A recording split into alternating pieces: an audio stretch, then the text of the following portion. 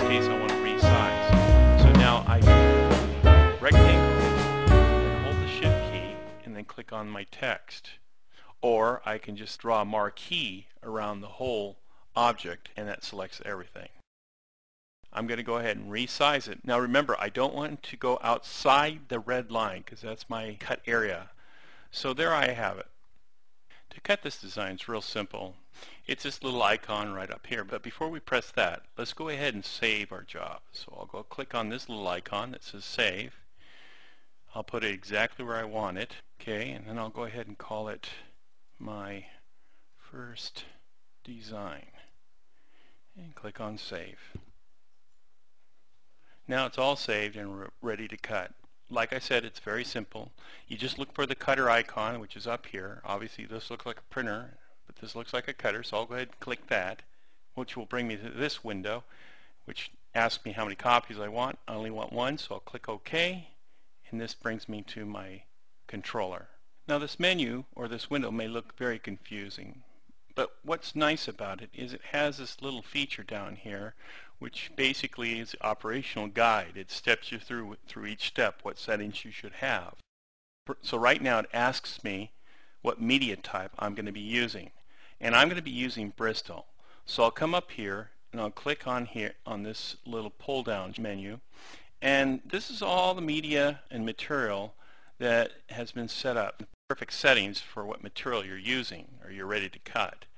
In this case I'm using Bristol paper, so I'll go ahead and select that, and right there it tells me which tool to use. So right now what I'm going to do is change my tool to a yellow tip. So I'll do that. So I take the blade holder, I remove the blue cap which I currently have on there, and then put that down and then go to my selection of either a yellow and red. Well, it's telling me yellow, so I'll go and select the yellow, put the blue back, and then I'll put the yellow cap onto the blade holder.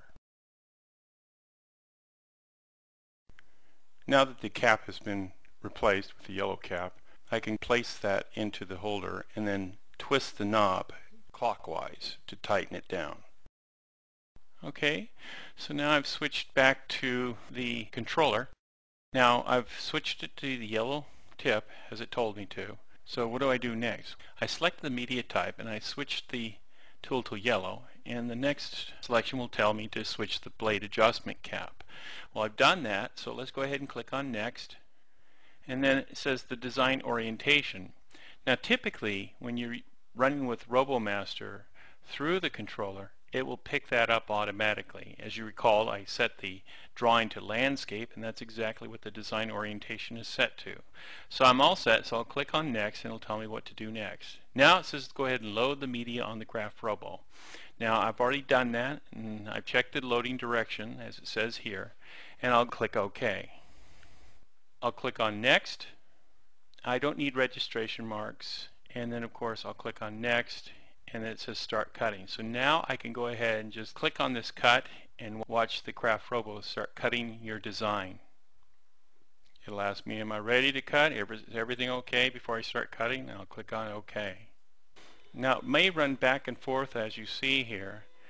It's just trying to establish tracks so it doesn't lose its registration.